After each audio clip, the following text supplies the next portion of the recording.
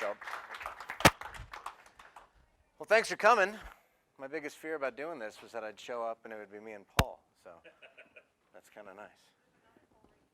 Oh, well, how you doing, Paul? I'm not going to try to learn everybody's name because I won't remember. But yeah, well, cool. Let's get right into this. So my name is Joseph James. I have can't tell you that I won any kind of Oscars or Emmys or Grammys or anything like that, but what I can tell you is that for the better half of the past 10 years, I haven't had a boss.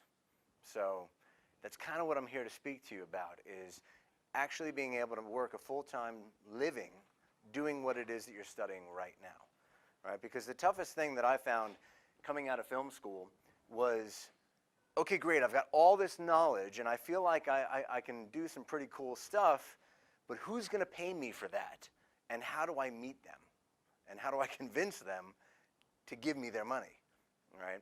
So if that's of interest to anyone here, you know, you can raise your hand, shout, stay totally quiet, whatever you want to do. All right, cool. So I made a little presentation here. There I am. If you want to look up my stuff, it's josephjames.photography. And I spelt it wrong. It's not photographer, it's photography. All right, here we go, getting into it. What to do after college. The things I want to talk to you today about is how to get a job, build a strong portfolio, networking, and business essentials. Okay, so right off the bat, I'm going to assume everybody here is in film, but is that wrong? Okay, about how many of you are involved in the filmmaking aspect? Okay. For those of you who didn't raise your hand, just shout out, what are you doing? Digital media, okay. Programming? Cool. That I know nothing about.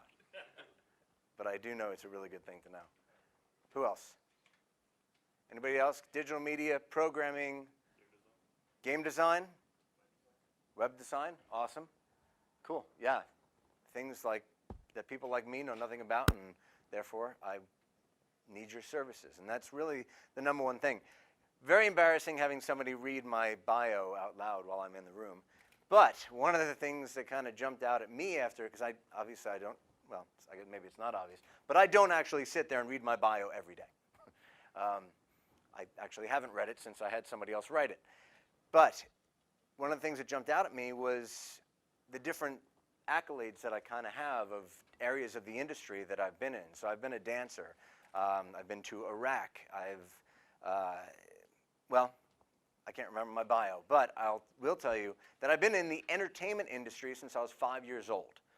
Okay, my mom took me to Ford in New York and thought that I'd be the next Cheerios kid or whatever, and they ripped me to shreds. I was 5 years old, and the agent looked at me and just said, he doesn't look anybody in the eyes, his ears aren't level, nobody wants a freckly redheaded kid. Right in front of me, 5 years old, left with complex. It was horrible. But I did continue to move forward, did some small projects, and I've always found a way, because I knew early on that being in entertainment was where I wanted to be. And you can substitute the word entertainment for whatever field, game design, programming, whatever industry you want it to be. When you realize that that's where you want to be, that's the toughest thing you got to figure out in life. Okay, is where do you want to be? It took me about 32 years to figure that out, all right? Where do you want to be? Then once you're there, do whatever you got to do to stay in that environment, all right? For me as an actor, starting out before I went to film school, I would do anything just to get on set. I'd push a broom. I mean, I remember my first job, well, after my acting, in production. I got there and I got out of film school and I'm thinking, this is going to be great, you know. I'm going to be a camera guy. I'm going to be an AC, you know, I'm going to do something. And the first thing the guy asked me to do was go get coffee and donuts. And I was like, seriously? You know, is this a joke? But what it comes down to is, if I can't carry a 50-cent cup of coffee, back then it was 50 cents, and, you know, a 10-cent donut, how are they going to trust me with a $50,000 piece of equipment, right? So you want to put your ego aside. When you get out of school, and even before, if you're smart, you'll do it before, please don't have an ego. You can be the greatest thing in the world. There's a difference between ego and pride, right? You can have pride in your work. You can have pride in the fact that you know what you're doing, but do not walk onto any kind of set or any type of job environment with an ego, because you never know who you're going to meet. One of my favorite stories is I remember I was working as an actor, and I went into a casting to get a role, and the woman at the front desk that was checking everybody in, I'd watch people go up to her, and I would always wonder, you know, how they treated her and what role she played, because everybody assumed that she was just the lowest person on the totem pole, and you know, they could treat her like whatever, and a lot of people did that. Well, that was the casting director's mother, and the reason that he put her there is because he wanted to know before anybody even walked into the casting room, is this person nice? Because I'll tell you what, you can be the most talented programmer, cameraman, director, game designer, I don't care who you are. If you're not nice and nobody wants to be around you, you're not going to get a job. So write that down. Work on being a good person. It's a skill that's going to take you farther than anything else you know. All right? They always say that it's not what you know, it's who you know. Right? Well, I'm going to take it 2 steps further than that. It's not who you know, it's who knows you, and what do they think of you. I could know Steven Spielberg. He may think I'm an asshole. Not going to help me. Right? I don't know if I'm allowed to say that, but it's true. Do I like Steven Spielberg? I love Steven Spielberg. I just went and saw Bridge of Spies. Guy's a genius. Another chart. And I'm going to get to him a little bit later in the presentation. So, see what I got next. All right. Next question you got to ask yourself is, do I want to be an employee or an entrepreneur? How many people have aspirations of starting their own business? Cool. I have been an entrepreneur my entire life, since I was as young as I could possibly remember, from my first lemonade stand. I mean, I loved being in control. I love the freedom of it. I love the creativity of it. I love the respect that I got from people. Oh, yeah, I'm the boss. I own my own business, right? But there's certain things that you give up. Security, benefits, a regular set schedule, and a weekly paycheck. Those are things that you don't have guaranteed when you're an entrepreneur. So, decide for yourself. Do I want to be an entrepreneur, or am I looking to get a job? And there are 2 totally different paths that you're going to take depending on what road you take. I'm not going to talk about the differences. I'm going to talk about the similarities, though. The biggest similarity is going to be networking. Oop, not that one. There we go. Networking. All right. And actually, I'm going to go a little out of order here. Here we go. To network or not to work? That's the question. All right. Aside from my programmers and my digital guys, who knows what networking is? Being able to connect with others so that way in the future you can call on them for references or anything. Absolutely. How many of you have a business card on you right now? Got a pocket full of business cards. I always do. I get made fun of all the time because I've got my move. Shake somebody's hand with the right, and I hit him with the left. Boom. There it is, right? You want to be meeting people, shaking hands, as my grandfather said, being a handshaker. Shaking hands, shaking babies, kissing babies, whatever it is that you're doing. But you want to be out there meeting people and making a good impression with them, right? There's all sorts of networking organizations that you can get involved in to help broaden your network of people. But some of the best ones are, anybody here on like a softball team, kickball team? Those are some of the best. You know, if you go to a professional networking thing, that's great, but everybody else is there for the same purpose. And most of the time, they're more concerned about their purpose than they are for your purpose, right? But if you join like a softball team, now you're building real relationships. You know, afterwards, maybe you're grabbing a beer with the guys or whoever's on your team, and you're building a real relationship. And relationships are what it's all about. That's what networking is, right? So you want to make sure that, again, getting back to that being a good person, genuinely connect with people on a real level. Not in a what can you do for me kind of level, but in a how can we help each other out, all right? And that's where I want to go back now to pay versus experience. All right. If you haven't seen this, you're going to really enjoy it. If you're not, I'm sure you'll enjoy it. Again, I don't know how to make it work from this thing. I have to.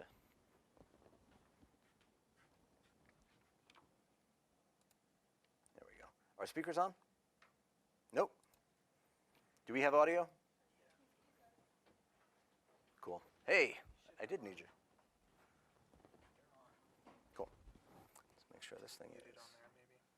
possibly. That's not. And I don't know how to do the volume on the computer itself.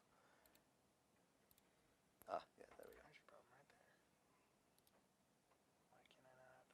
I think it's still thinking.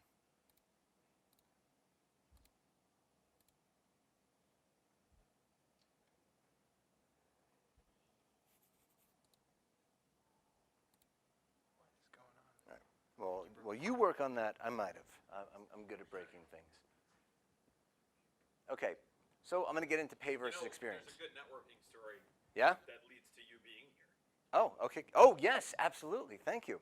All right. So, yeah, how did I end up here today? Well, I went to Starbucks. Starbucks is a great networking place. Case in point. So I'm there with my wife, and we're talking about a gig that we have going on. And I'm editing, I'm editing a reality show for a really wealthy person that has been on reality TV, and now she wants her kids who were on Toddlers and Tiaras back in the day to have her own reality show. So I've been hired. It's really interesting how you get your jobs. I've been hired to edit a reality show for these little 8-year-olds that are worth millions, but they didn't want to fly me out to film it, so they did it on their cell phones. So they've given me hundreds of clips of cell phone footage, and it's my job now to put it together into a reality show. Pays the bills. Okay, and that's probably one of the best things I can tell you. The cool, exciting stuff that you're going to really love and enjoy doing, most of the time is not going to pay the bills. The stuff that is like, am I really doing this? Is this really where my career is? Is that I'm editing cell phone, basically home movies for millionaires? Yeah, you know what? That's going to pay the next 2 months' rent. So, bully. But I'm at the Starbucks, and we're talking about this gig back and forth, my wife and I. And all of a sudden, Paul's sitting next to me, and he says, I'm sorry to interrupt, but you want to take your side? Well, I'm not mic'd, so the stream won't hear me. Oh. But I'll come and stand next to you. So yeah, Mike, there you go. Yeah, so I'm sitting there and I hear Joe and his wife, and they're talking my lingo. They're talking QuickTimes and codecs, and I was just like, what do you guys do? And so we start talking, and turned out we knew tons of the same people, but had just never crossed paths. In fact, Joe had been here in this building to film a movie for some friends of mine, and I realized real wealth of knowledge, great experience, great just guy who has a passion for sharing what he knows, and that's what brought him here. But I just thought it was a great example of how random networking leads to things. You know, just being able to strike up a conversation with a stranger in a Starbucks, like, hey, what do you do? And can turn into, this. And then I'm hoping to have him here to teach in the future. Me too. And I'm hoping to shoot a project together. So. Absolutely. So yeah, I'm sure we've all been to Starbucks and had that person online that was a real not nice person, right? Kind of rude to I was a barista back in the day. I remember I had this guy that was so mean. He wasn't speaking clearly, could not get his order because he was speaking under his breath. And then he has the audacity to say to me, what is this, your first day? And I had to turn to him and say, sir, what you're saying is hurtful, and I don't appreciate it, and I'm going to have to ask you to leave. And that was it. Never came back in. So, anyway, that has nothing to do with anything I was saying. But, huh? I worked at Starbucks. Yeah. Let's see, I did a paper when I went to University of Phoenix years ago. I was about 27 years old, I think, and it was how many career fields I've worked in, and it was 31 different career fields that I had worked in by the age of 27. So you want to, and again, this goes back to, if you know the industry that you want to be in, and there is a job working in that particular arena on any level. For me, it was if I could get on set sweeping floors. I remember I got a job once picking up poop after one of the producer's dogs. Got me in. It's all about networking and meeting people. I didn't do that for very long, but at least I got the relationship right? I just got hired for a gig next Friday that is way below my experience level. But it's for a brand new crew on a CW show. And I'm going to be gripping. And I'm going to be making, for a day, what I usually make in an hour. But it's a brand new crew. It's a brand new producer. It's a brand new network of people. Right? And I don't plan on staying a grip for very long. Right? So you want to always be open to opportunities, no matter what your field. You know, and for those of us, because I have now moved a lot into the editing world, so I don't, my favorite place to be is behind the computer, away from everybody else. Send me what you want. I'll talk to my director, my producer, and then just leave me alone. That's where I really like to be now. But you're not going to get a whole lot of networking done over a computer. You know, so you want to make sure you're getting out there and talking to people. Now, for programmers or game designers, maybe you guys are going on to Reddit or, you know, social interactive web-based networking areas, you know, and that works too. But you want to make sure that you're always being the best version of yourself, because that's what's going to get you to get job after job after job. I can't tell you how many times I've been hired on a crew because they knew they just wanted me there. You know, when you're at the above the line level and you're sitting down with your producers and your directors and, you know, you're coming together with the concept, right? You finally have a client that has money, right? And you're like, ah, yes, we can actually do something. All right, who's going to be on the team? This is how conversations go. All right? Oh, well, I definitely want this person. I definitely want that person. I want this person, that person, right? And they're just naming people that have the skill set that they want and have the attitude that they want. Because when you're working on a set and you're working a 10, 16-hour day, you want to be around people that you like, right? Or if you're working in a very closed environment with a couple of other programmers, you want to make sure that those guys are people that you want to actually maybe get together with after work, right? So if you're not that person, then chances are you're not, even if you get the job, you're not going to be there very long. All right? So are we ready for this? Because this is one of my favorite videos. All right, cool. Can we turn it up?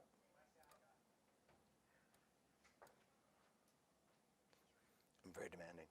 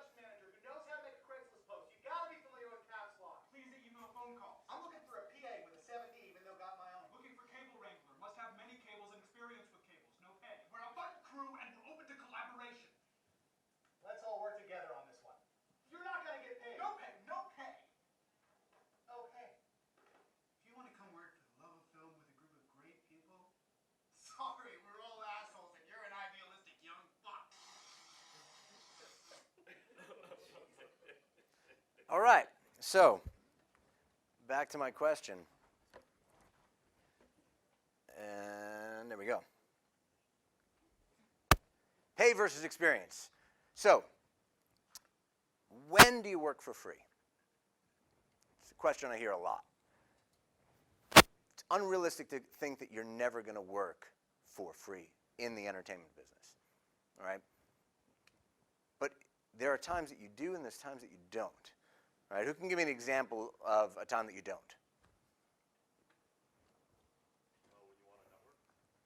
When you want to network?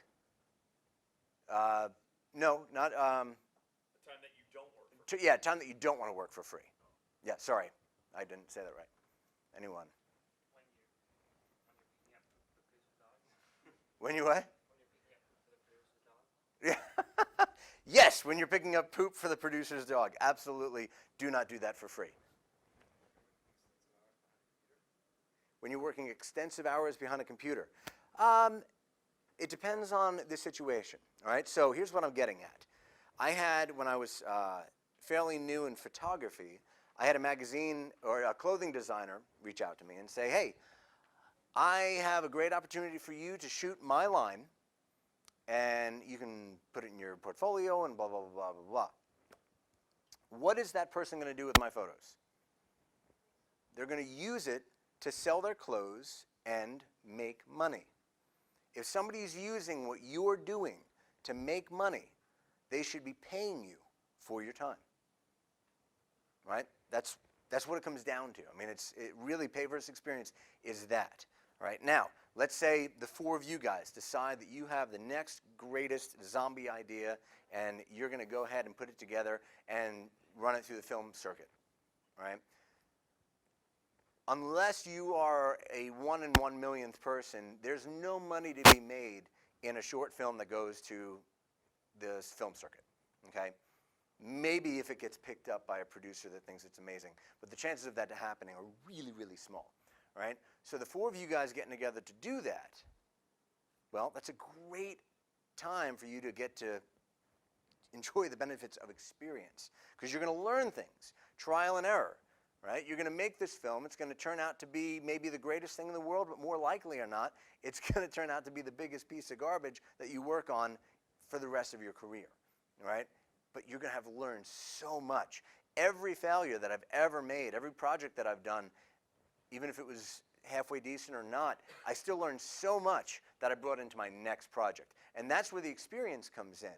But you've got to not let these people, these Craigslist producers, that have this project, you know, hey, I'm getting paid by a company to do their next marketing video and I need a crew of people, but because I don't know how to negotiate my rates, I'm not getting paid enough to hire you. So I need you to do it for free. Well, that's not your fault and it's not your problem. That person needs to get somebody that knows how to pitch a project well, right? One of the toughest things about this industry, for those of you who are going into film and are thinking about going into the commercial segment or the corporate world, ever since digital cameras came out and you didn't have to go from reels or actual film, it became a lot easier for just regular people that could afford to buy a T3i to do camera work. Well, that means that they're running out there saying, hey, I'll do it for $50 because this isn't my life. I have my full-time job and it looks fun. What they don't realize is that there's people out there that should be getting paid $15,000 to do something that they're doing for $50, right? Now, are they going to do it the professional way? Of course not. But the person hiring them doesn't know that. What they know is that they've now hired somebody to do what they think is going to be a certain level of professional. Obviously, it's going to end up down here. They're going to get a bad taste in their mouth. And now, they may choose to go a different direction because they don't trust film people, right? Even though that's not a real film person, right? So this is a real challenge that you have going out into the world and trying to get a job, especially if you are a freelancer like myself or you want to be an entrepreneur and start your own company. It's also a challenge that you face if you're looking to get a job, because how is an employer going to know the difference between you and what I call GWCs, right? Guys with cameras.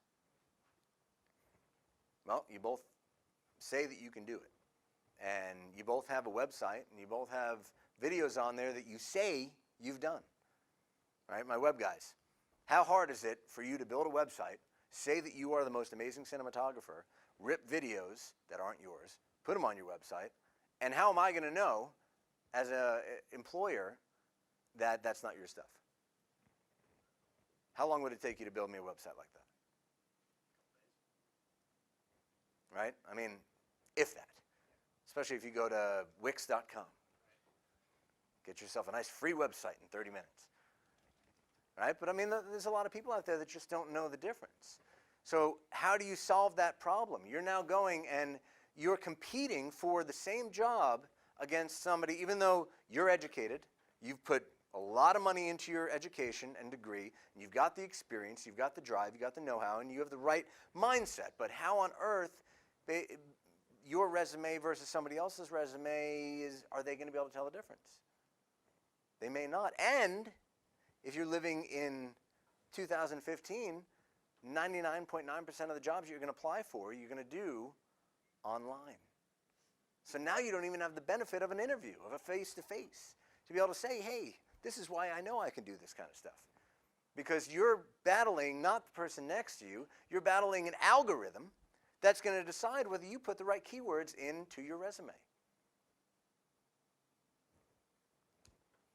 I don't want everybody to go out and like hang themselves after this talk, because there is a silver lining to what I'm saying. All right? But that's the reality of where you're at right now. And it all comes back to what? Networking. Networking, networking, networking. That's why I have that little picture, that little meme that I created. By the way, I love memes. To network or not to work. Because that's really what it all comes down to. I don't care how great our technology gets and how advanced the world becomes. Nothing's ever going to replace face-to-face, person-to-person, being a nice person. Until the day that we can sit at home and surrogates have become reality, you know, you're still going to be that guy online at Starbucks that somebody decides he saw that little kid movie, Pay It Forward, and he's going to buy the drink for the person behind him, and right, we're going to start that chain again. But how good does that feel, right? Has anybody ever had that happen? You're at Dutch Brothers in that stupid long line, and you get to the window, and he's like, oh, no, the guy in front already took care of it. And then you feel obligated to do it behind you, but unfortunately, that's a family of like 15, you know. But still, that's what it all comes down to. We all are driven by, I didn't put this in there, but Maslow's hierarchy of needs. Anybody familiar with this? Look it up. I don't know what they are, but one of them is social. And social means interacting with other people. You know, which is why when video games started to become really, really popular, you know, I mean, for me, back in my day, it was Saving the Princess, which I never did. I was like the only one that never did it. Still, to this day, I can't save the princess, which is why I make films, not videos. But video games. What rapidly became the most exciting thing in the video game world? Collaborative games, right? Get the little headset on, you're killing zombies, or you're in the Halo world, but you have to talk to other people. You got to work with other people because we need each other. I mean, that's a very real thing. I can't tell you how many times I've encountered a director who just thought that he was the greatest thing in the world. You know what the most important job of a director is? To be able to direct his actors. And in order to direct people, they have to like you, which is why I don't understand how Michael Bay ever makes a movie. Because everybody that I bump into that ever met him doesn't like him. I guess that's what it is. There you go. Thank you. You've just cleared that up for me. So, continue to network and get out there. Let me move on to another point here. All right. Here we go. Told you I'd get back to him. So you think you're Steven Spielberg. Where are my entrepreneurs again? All right. All of you that want to start your own business, here we go. This is what I didn't know when I started out. I learned a lot of lessons, which is why I'm now freelance and no longer a business owner. Did you know that it costs $85 to expedite your LLC? Anybody know why you need an LLC? All right. So there's two different ways you can start a business: sole proprietorship and LLC. There's other ways, but those are really the only two that you need to know at this level. Well, sole proprietorship means that if I decide to do a project for somebody and they decide to sue me in return, they can take everything I own. Because sole proprietorship, it's me, right? I'm the business. An LLC, limited liability corporation, means that I'm creating something over here that is not attached to me. So if somebody decides that they want to sue me, then they can sue this. And I'm over here in my house and my car and everything else that I own is not going to be affected by that. Okay? So if you're going to start your own business, please do yourself a favor. Spend the $85. If you don't want to spend $85, you can spend $50, but it's going to take forever to get your LLC done. And get yourself an LLC. Second, this was a big one, and I can't tell you how many times I bump into people that don't have it. Business insurance. You're not going to get the jobs that you want to get if you don't have insurance. It's not going to happen. You'll continue to get nickeled and dimed by people that have a cousin that will do it for $50. All right? The big companies, the advertising agencies, the people that actually already have set aside marketing dollars for this project that they're going to have you do, be it a website, a video game, a film, a marketing video, they want to know that their butts are covered. All right, CYA. Well, the only way that I know I'm covered is that I know that you're covered. So that if you do something and somebody wants to sue you, if I hire you, Lauren, to do something for me, and you do something stupid, and somebody decides to sue you and you don't have insurance, who do they go after? Me, because I hired you. As a matter of fact, they'll probably go after both of us. But because I hired her and she didn't have insurance, they're going to come after me. And guess what? They're going to win. But I didn't do the stupid thing. Sure you did. You hired the stupid person. You're not stupid. Business internet. Boy, did this one blow my mind. How much is internet? Anybody know? Anybody have Cox or whatever in their house? It's like $50 to $100, depending on how fast the speed you want. You know, if you get that exact same internet, but you're a business, it's $400 a month. Why? I don't know. It's the same speed. But they know that you're making money off of that internet versus the person at home that's just watching porn.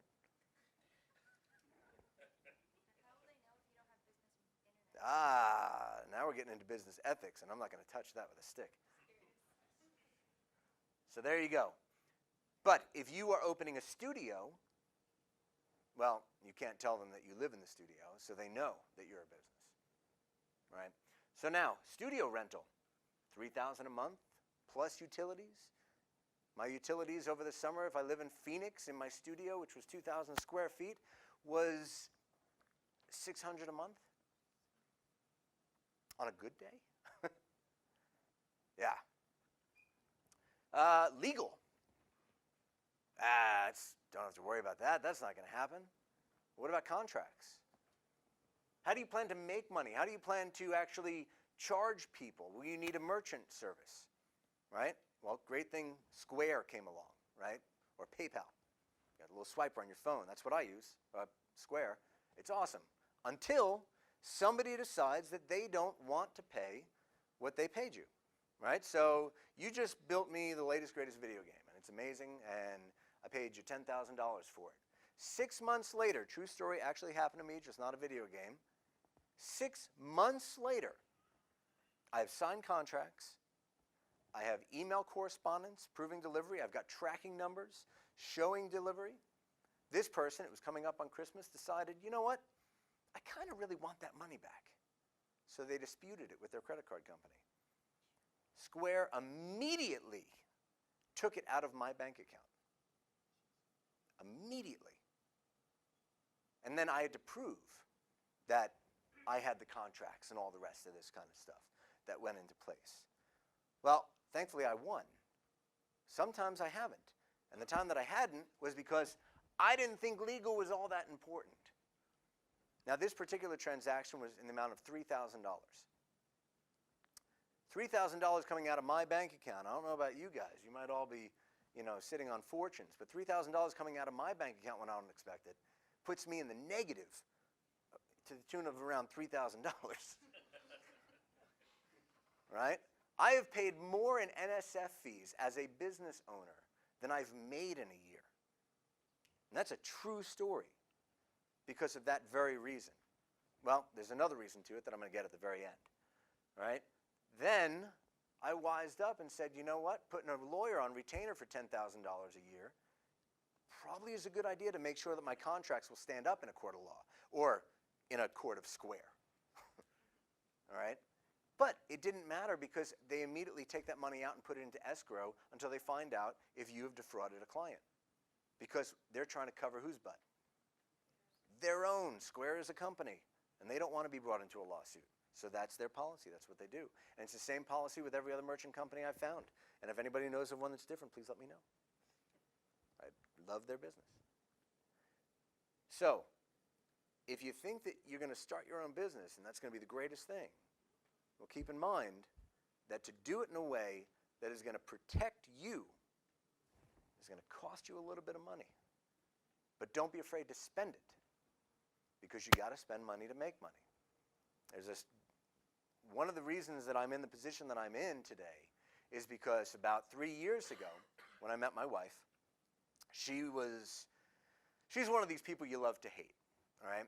She got out of makeup school, and within 3 months was published in Vogue.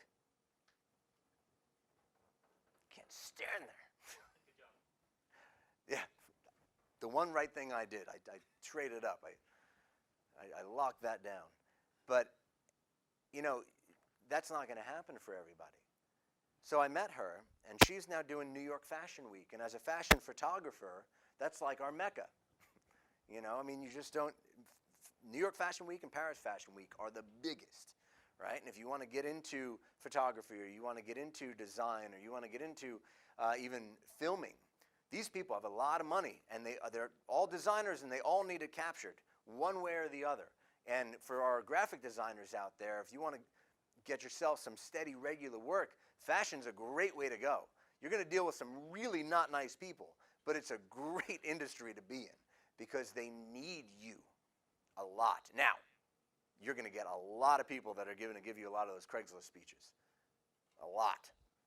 Even though they want to make millions. And the way that I respond to them is I say, I would love to shoot your line. I'm very interested. I think you're very talented. Tell me, what is your plan with the pictures that I'm going to take? Well, I'm going to put them in my catalog and, blah, blah, blah. And I say, so you plan to make how much money off of that? Okay, and you don't want to give me any of that. So how am I supposed to pay my bills?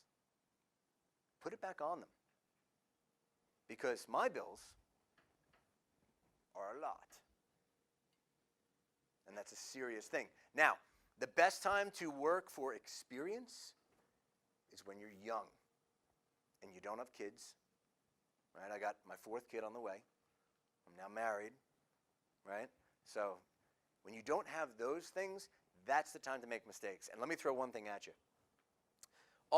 Who's going to be working with actors in the room? Okay, your first order of business, and I want you to do this as quickly as possible. Find an actor that you find attractive and date them. Really quickly, because it's going to blow up in your face so bad. And I want you to learn that lesson while you're young and you don't have a lot of money and you don't have a lot of possessions and you don't have a house and you didn't have kids with them, okay? Because we're all going to do it. I don't care. You can say that you won't, but the moment that pretty actor or actress or model bats their eyes at you, man, I have swallowed that hook so many times. Thankfully, my wife happens to be very attractive and I lucked out. But that wasn't the case like 20 times. So get that over quick and early because you don't want to make that mistake when you're in your 30s. All right. I'm going to open it up to some questions. I got one more point I want to get onto. Anybody? About anything? Yes. So what was the point for you when you knew you wanted to transfer out of entrepreneurship and into freelance? When my 4th baby came. The moment I found out that we were pregnant again, I said, I can't do it. I need the stability when I've got kids coming. And that's why I say take your risks when you're young, when you don't have kids.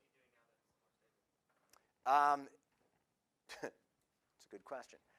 I let go of my business. I cleared my overhead. Okay, overhead are your utilities and legal expenses and blah, blah, blah. Everything that was on here, I got rid of all that. And now I'm freelance. Now I just have to carry a minimum business insurance package that just covers my liability when I go onto sets. I have my LLC, so that was taken care of. I can now do my internet from home. And I don't have to pay business internet. And I let go of the studio, which was huge. And because, right, because I've got a good working relationship with my attorney, I don't have to give him a huge retainer anymore. He'll work with me on an as-needed basis. Great question, though, wherever that came from. Anybody else? Yes? Once you decided that you wanted to be in this industry, how long did it take you to start finding work where you were getting paid more? Oh, awesome question. Thank you. All right, so started when I was 5. Obviously, I didn't have to worry about money until I was about 18 and graduated high school.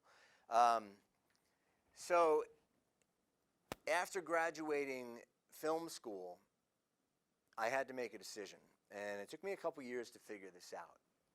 What's an average daily rate for a cameraman? Anybody know? Any camera people in here? That's pretty specific. That's really good. Cameramen usually go via day rates, though. But yeah, I mean that's a great hourly rate. So a cameraman usually gets paid somewhere, depending on whether your experience and so on and so forth, anywhere from $150 a day to $650 a day. All right. There's a photographer by the name of David LaChapelle. Anybody ever heard of him? Look him up. Very talented. I don't want to take anything away from him. He's really, really talented. He was hired to shoot the Kardashians' Christmas card 2 years ago. You know what he was paid? $150,000 for that photo shoot. Now, I ask you, did they just look in the phone book for a photographer and decide to pay him $150,000? What was the difference? They wanted a brand. They wanted a name. And that's the answer to your question. If I could have learned anything years ago, it was if you want to go out on your own and start your own business, you want to build your brand. And again, that goes back to networking. You have to have the balls to say, I'm Joseph James.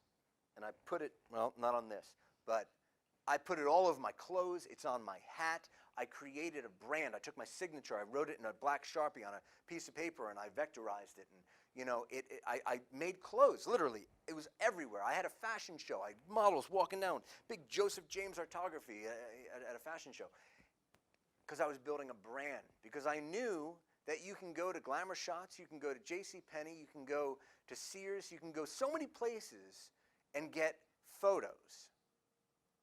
I wanted to be David LaChapelle. I wanted someone to pay me $150,000 to take their picture.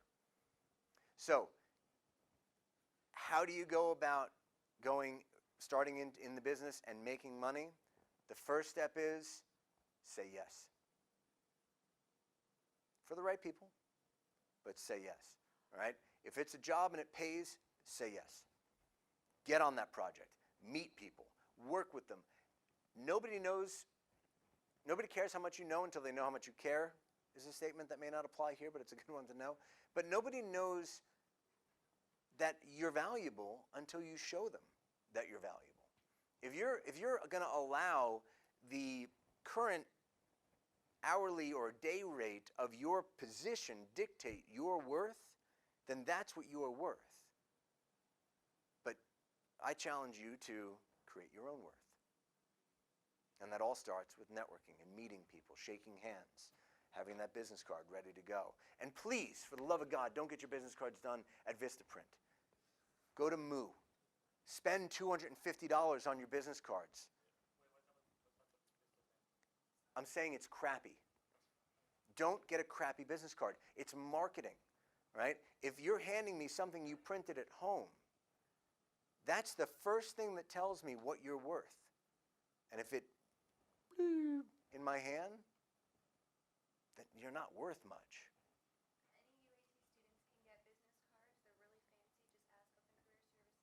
There you go. Yeah, here, I got enough for everybody. There's different pictures on the back. Boom. Go ahead and take a feel on that.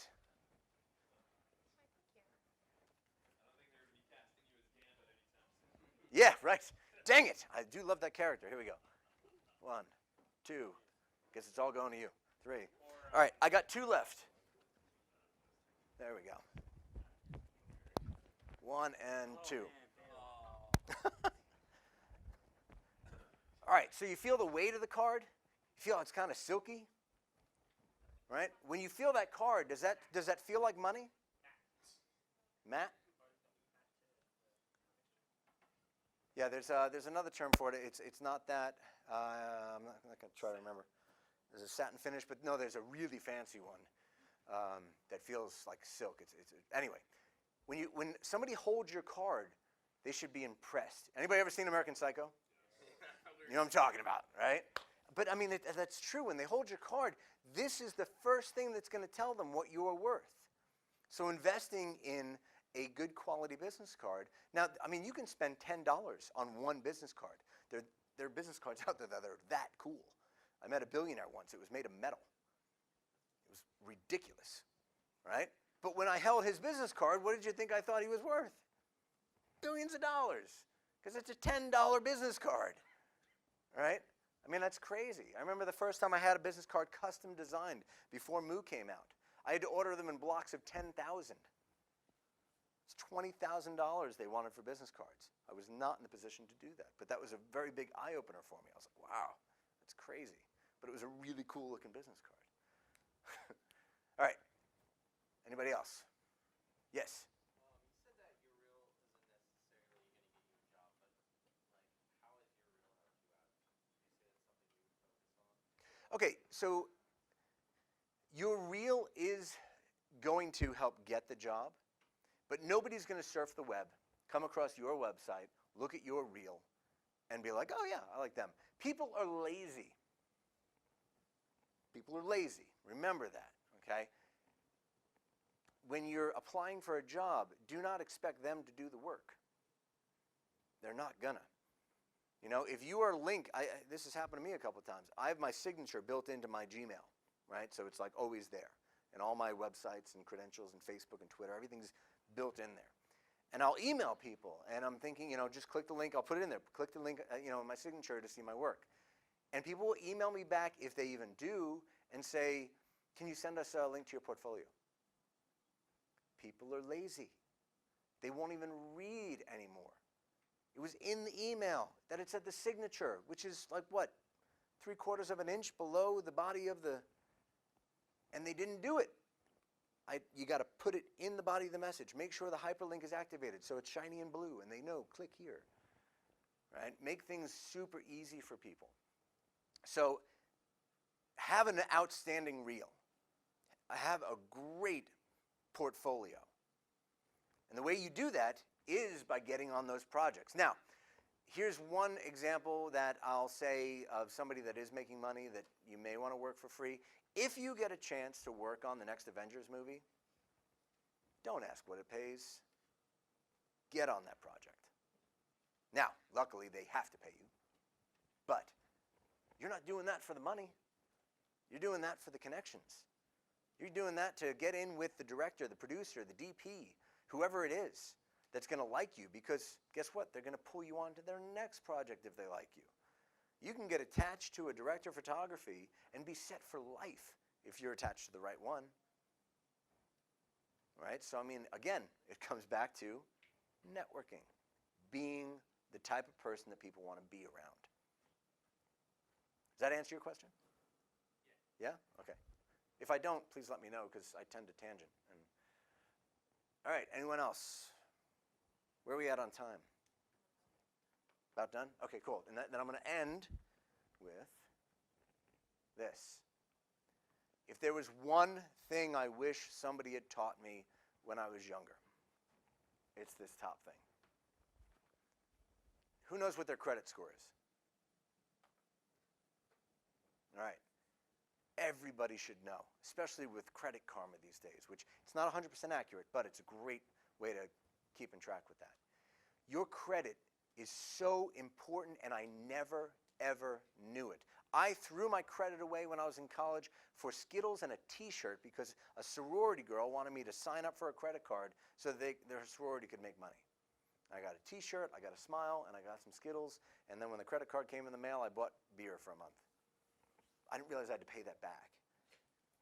And then I had no credit, which really wasn't that big a deal until I settled down and I started having kids.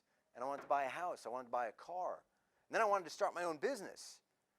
And going back to what happened before when I was hit with that $3,000 chargeback that was completely ridiculous, if I had good credit, I could have got a business loan.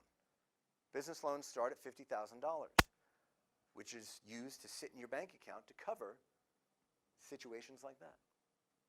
But I wasn't in that position because I didn't know how important good credit was. So I encourage all of you, watch your credit. If it's not good right now, get with somebody at UAT. I'm sure you guys have credit counselors, and find out how to get it good and how to keep it good and guard that with your life. It's the most important thing you can do for yourself in no matter what area of life you go into. I wish I had known that earlier. And then lastly, beware who you get into business with. Whoever you put your name next to on a legal document stays with you for the rest of your life. All right? So you guys may be really great friends and you're like, yeah, let's start this business together. Honor your friendship enough to create an operating agreement. An operating agreement says that, Paul, when things go bad between us, this is how we're going to handle it. Now, do we want things to go bad between us? Of course not. But we are not honoring our friendship by not preparing to fail. If you fail to plan, then you've planned to fail. So be wary who you put your name on a document with, because you better have an exit strategy. And I don't care how good a friend you are. Honor your friendship by creating that exit strategy. That's it for me. Hopefully that was valuable to you and I didn't scare you too bad. Go out there and make a lot of money. Thank you.